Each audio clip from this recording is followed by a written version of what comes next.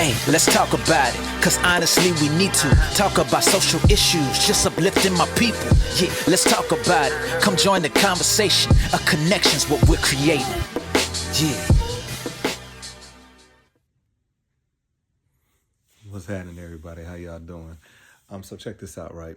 I was thinking of something, right? And I know I've said this before about what you plant in the ground has to, come up, right?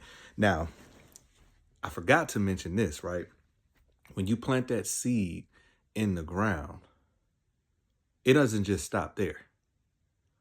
What are you feeding that seed in the ground? See, a lot of times, right, we find ourselves in these positions and, especially in this generation, everybody, not everybody, but a vast majority of people want to find something to, say, this is why. I call them the whys, right? So let's just say you're in a position now, you're 30, you're 40, shoot, you can even be 25, right? And when you were 15, you thought that by this certain age, you're going to have the house, you're going to have the car you want, you're going to have the career you want, whatever the case may be, right? So at 15, that's when you should have been planting the seed. And for many people, that seed was already given to you. If you had a praying grandmother, if you had a praying grandfather, if you had a praying mother, aunt, whatever the case may be, you had that seed. And at 15, all you had to do was put that seed in the soil and tend to the soil. Now, what tends to happen is a lot of people, they go out there, they water the soil, they do this, that, and other, right? But the key is, what type of water are you giving it? What are you feeding that seed?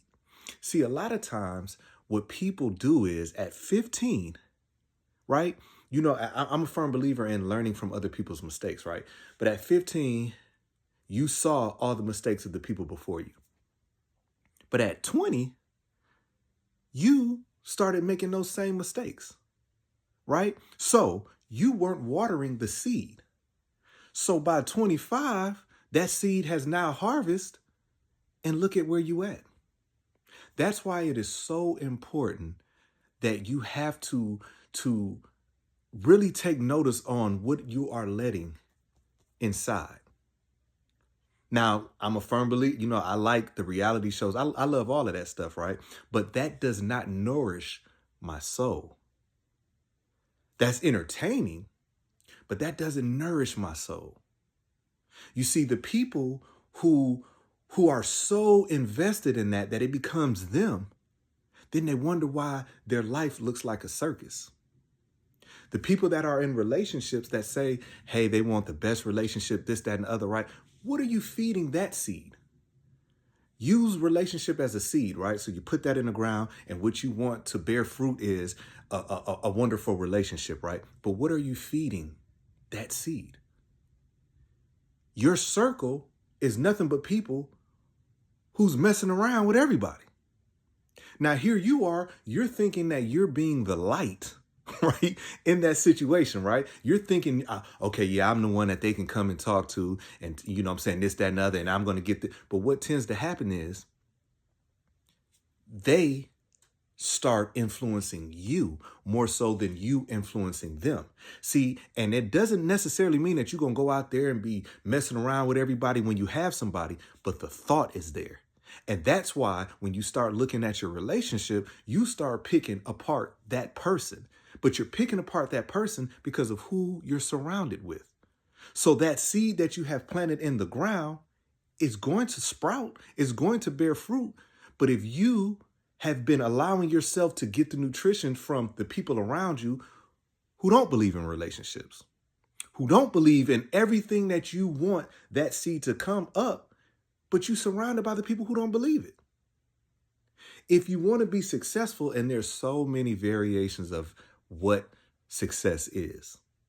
Some people think success is having all the money in the world. Some people think success is being the most famous. Whatever the case may be, whatever your definition of success is, what are you feeding that seed?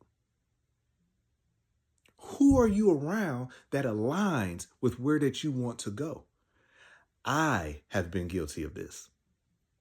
I sometimes put myself in position that I want to help. But what ends up happening is I leave that situation feeling malnutrition because nothing is feeding what I want to grow.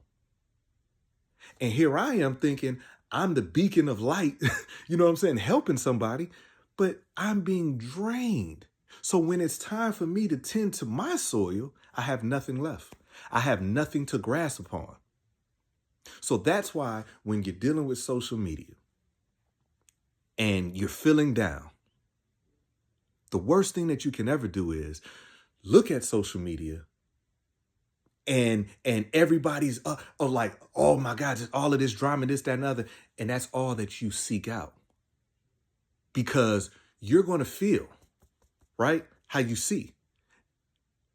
So think about it, right? If you already are feeling a certain type of way, right? Let's just say relationship, right?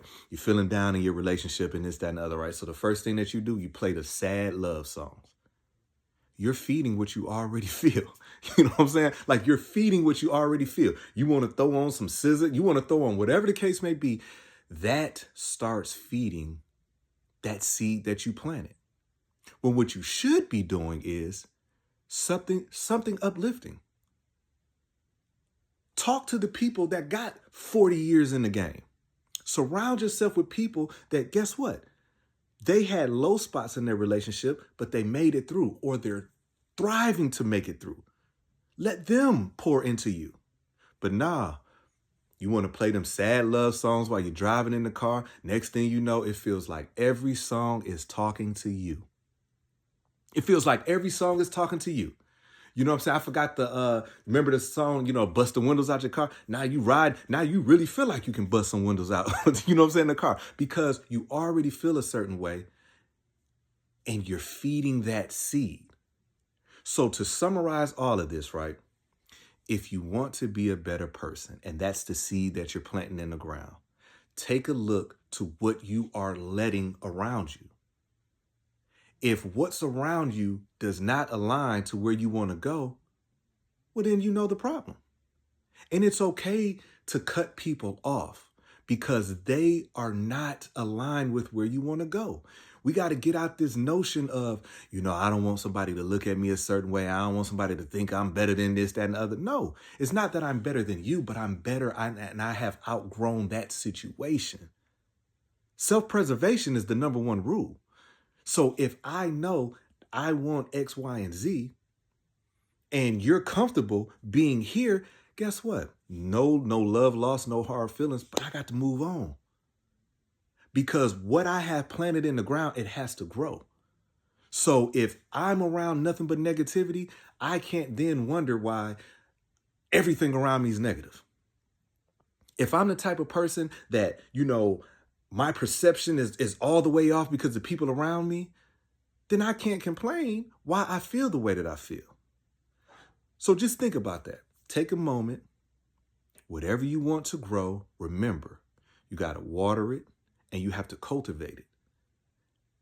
How are you cultivating where you want to be? You could be 30 right now and you got goals to be, wherever you want to be at 50. What are you doing now? It takes more than just saying a prayer. Faith without works is dead. What are you doing so when that seed sprouts up, it's going to be what you want it to be because you did the work. You did the work. There's certain people right now that are stuck in a rut. You know why? Because of what they're feeding their seed.